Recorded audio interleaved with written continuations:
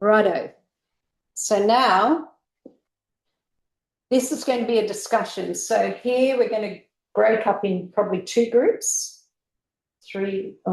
four and five, or five, 4 and 5. I think that's enough. It's too hard in smaller groups.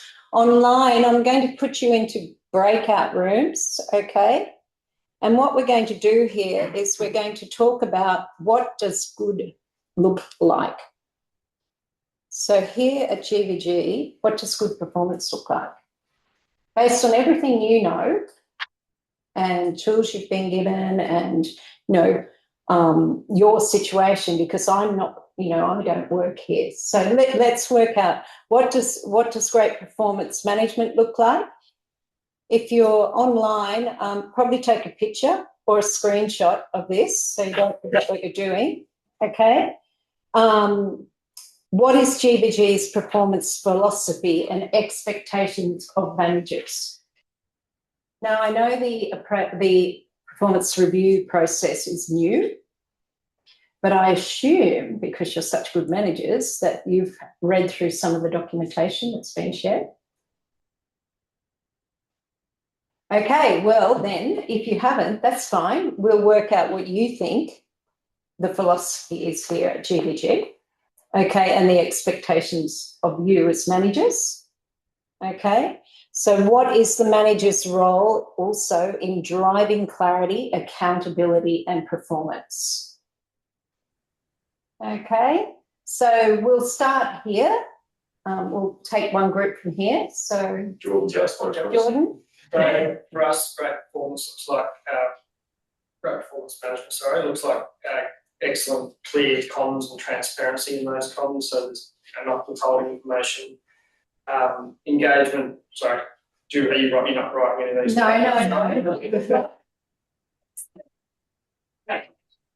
No, I'm listening. It looks like a partnership, so it's not just I'll tell you what to do and you do it. There's a bit of feedback there. Engagement, engagement between the manager and employee, so it's more an organic thing. It's not just in a PAS and not just in an annual review. It's a daily conversation. Like you say, alignment of values between employers and employees and managers. Yep. And it's that guidance, support, coaching. It's not a characteristic role. It's a support role. We are called direct supports in our PAS situation. I think that's really our 5.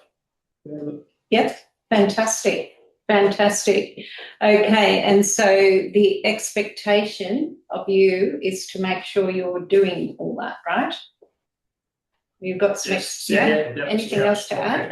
Yes, please. Our philosophy for performance management GVG is obviously the PAS is being employee-led, but the annual reviews being manager-led. Yeah.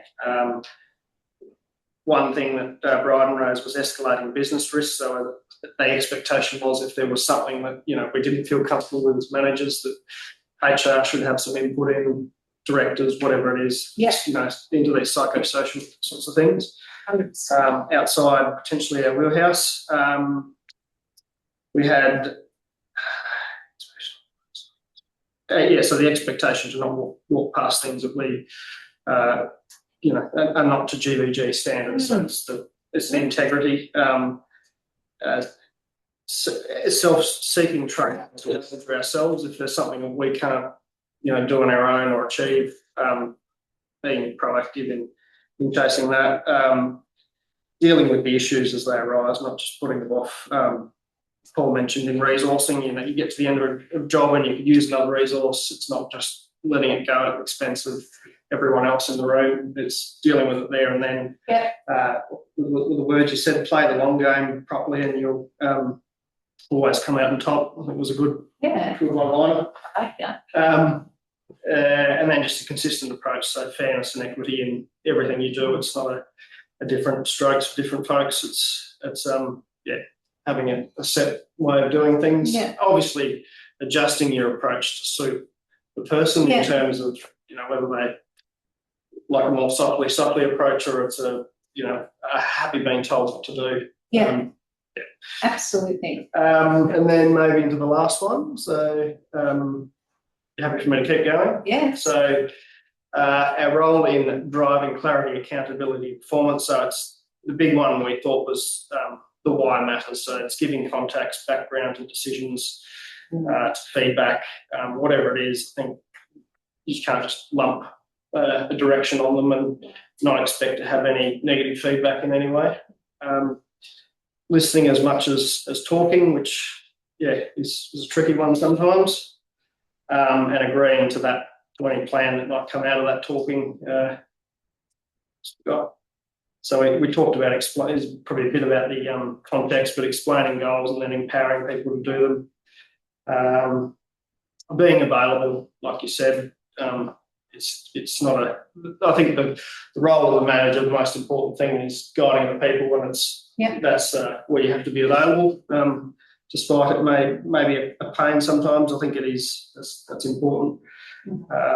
And we did talk about requests. So with the career growth, Ness was talking about that being something that the employee should be taking initiative on. It's not just us, and Sam says, well, not just spoon feed them where they're going. It's they have to have a bit of an idea of what that looks like. Absolutely. We're going to help facilitate that. It's not. Yeah, absolutely. So your job is to make them accountable. Yeah. By doing all the things you're talking about, but it's up to them ultimately to do it. Yeah. So they need accountability as well. And it gives them the buy-in to it. That's excellent. Good job. That's us. Okay. Us? Yeah. Yeah. We'll Okay. go. Am I? I'll Oh, take a yeah, motion. So what does it look like? Open and honest communication, good culture and cohesive environment, availability, so a coaching approach, and like the other team said, direct support. The word support's in there for a reason. We're not directing, we're supporting. Yeah. So that's what we had written down for great performance. Philosophy, empowering them to be accountable. Giving them opportunities, like what we do with the PAS, initiating their own responsibilities, rather than us directing them again. They're coming up with the ideas and they're telling us when they're going to do it. Or always explaining the why. There's a lot of crossover here, and always being available. Is really important. Fantastic. The role of the manager, set clear individual expectations. And I think that's really important because obviously they're not generic. The expectations are set for individual people, not only in their roles, but, their competencies, their personalities, all of that goes with it. Give them the freedom to contribute, but with some milestone oversight. I think that's really important. So give them the freedom, but they can't just go off on a tangent without it being monitored. You need to have some clear set milestones in there, some touch points. Absolutely. Address as to why they don't meet their KPIs or their milestones and work together for a pathway forward. I think it's very important. That's very important. Is there anything I missed? I think you covered it. I think that's Joe. Thank you. What's up in there? That's true, mate. It's online's turn. So who wants to go first? Which group? Okay, group one. If you're in meeting room 1, we have a speaker. Callan, are you there? Yes, coming. Sorry, just finishing up my cigarette. That's okay. Priorities, very important. Cool. So in our group we had Trent, Ian, Zoe, Zan, and myself. A bit of overlap between the other groups, so we'll run through how we saw it. And so, what does a good performance manager look like? There was a big emphasis on making the time and effort and being available for team members to allow it. We spoke about communication a fair bit in regards to it being well thought out, tailored to each individual, and then being collaborative and two-way in that discussion. So that was a few things we saw. Being effective in our decision making, professionalism, humility, and also setting reasonable goals and then allowing team members to deliver them and being accountable through the process of it. And then we also discussed being consistent in our communication and allowing the manager and the direct report to be consistent in that communication and not wavering or not changing the goalposts as things progress, and particularly under stressful environments and when things change. Yeah. Excellent. Okay.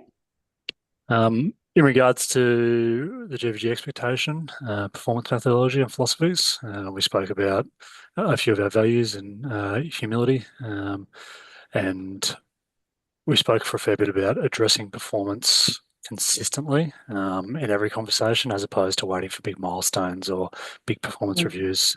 So as things arrive, giving positive and improvement feedback along the journey, but doing it often and owning that. So another item we discussed that Ian raised was allowing team members to make mistakes and being open to it. It's going to happen, but also reviewing it, sitting down after it, and how we improve for next time. So taking the learnings away from those mistakes. Yeah. Fantastic. Excellent. Do you want me to push on to the last one, or? Yes. Yes. So what is the manager's role in driving performance and clarity? So we discussed a guidance role, allowing team members to perform, but helping them along the way and supporting them throughout it. We also said that we had a responsibility to influence our culture and generally set expectations and allow people to improve their performance via regular touch points along the interactions and management discussions. That's a bit of an overview of what we discussed. Yeah, that's fantastic. I like that flavour around, setting the expectations, but allowing people to get on and do the job, which you've all sort of touched on, really, because there's nothing more demotivating than micromanaging either, and if you want people to be accountable, then you have to allow them. Yeah. Okay. Group 2.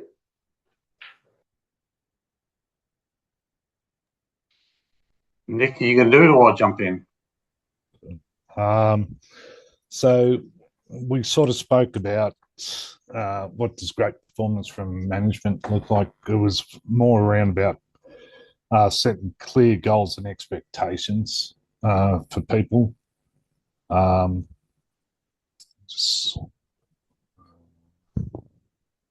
Sorry, I was expecting Guy to do this.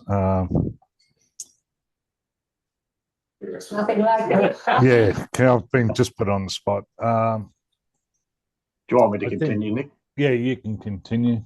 Okay, well.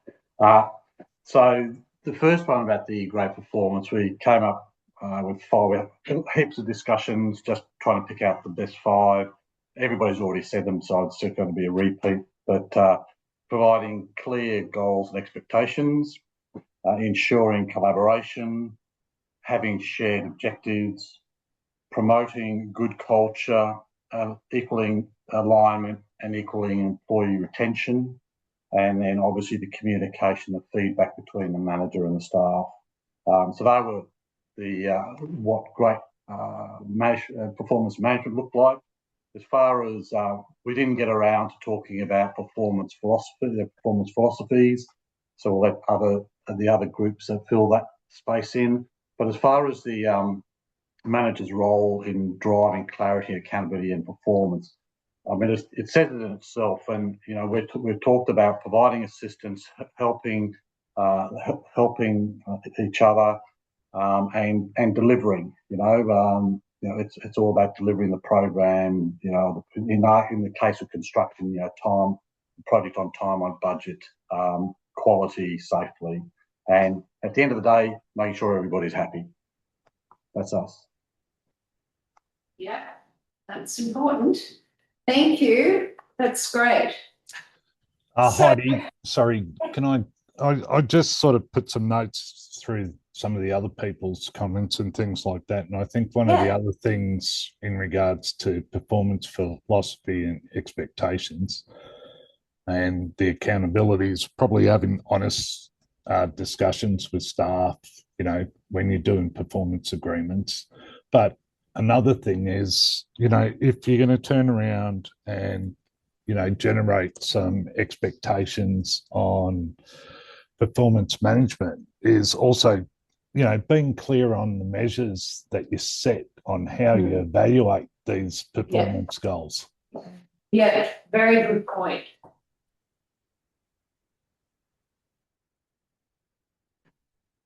Yeah, because there's people need to understand what the measures are. They need to understand what good looks like for them, you know, what success looks like. So very good point. And I think, you know, when you get into your review process and you have a scorecard, which is one way of you know, capturing, you know, measurements.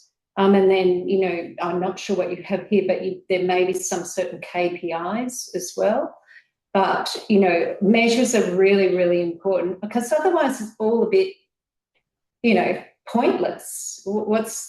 How do we know whether we've actually achieved what we need to achieve? And how do we know where our areas of improvement are going to be if we haven't got realistic measurements in there? And time again, particularly around performance-related pay as well, I've seen, you know, systems fall down purely because the measures that are put in aren't adequate. They're either not clear, or the information that the measure says is not being able to get obtained correctly from systems in the company. So measures is a really, really important thing. And people want to know what success looks like. And to do that, you have to have measures. So very good point. So I think, you know, we're saying partnership, which I really like that word, because performance management is a partnership. You know, we're all in it together. We can't just have, and your coaching approach very much drives a partnership culture. So that's great. Engagement ongoing.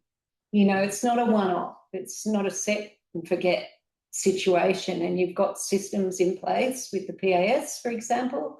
And I'm sure, you know, you have regular chats. I think, Mike, I heard you saying that, you know, you in the beginning of the day, you know, have a chat. Is everybody on board? Do they know what they're doing? All this is contributing to high performance culture.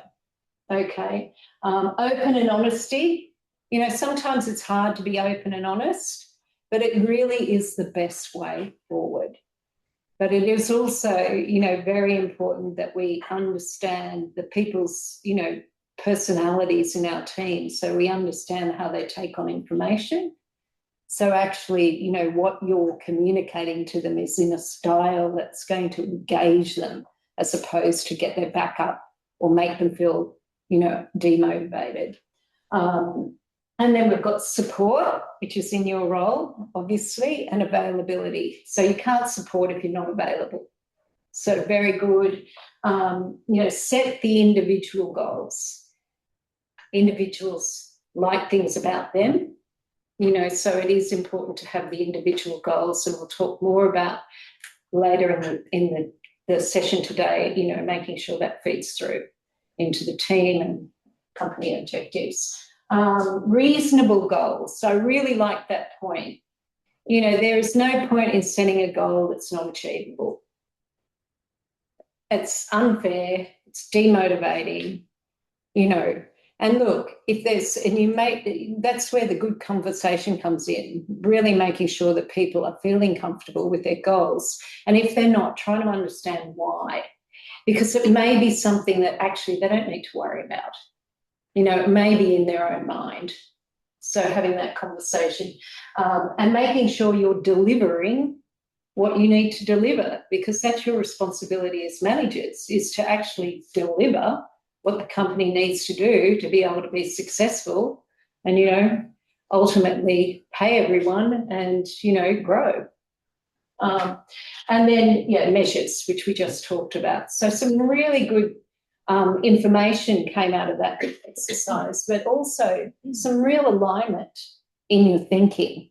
So, whilst you probably haven't had a lot of experience around the annual reviews, etc., or, how they are the new ones, then, what is coming out is you're aligned as managers, which is really, really good, because it's very challenging if you have managers within a group that aren't aligned. And why do you think that is? It starts at the top in terms of that. Pardon? It starts at the top in the Yeah. sense Absolutely. of flow of information. It's Flow state. disjointed at that point. It's Yeah. not disjointed Yeah. further down the chain. Yeah. Yeah. And if one team is getting information or being told this is acceptable and this is the way we do it, and another team is doing it a different way, then that can cause real cultural friction between groups within the company. Somebody, this isn't fair. How come when they're managed, this is overlooked, but when I'm managed, it's really important to be on board as leaders around how we do things. And from that conversation, you're well on that track, I would say, which is great. Any questions?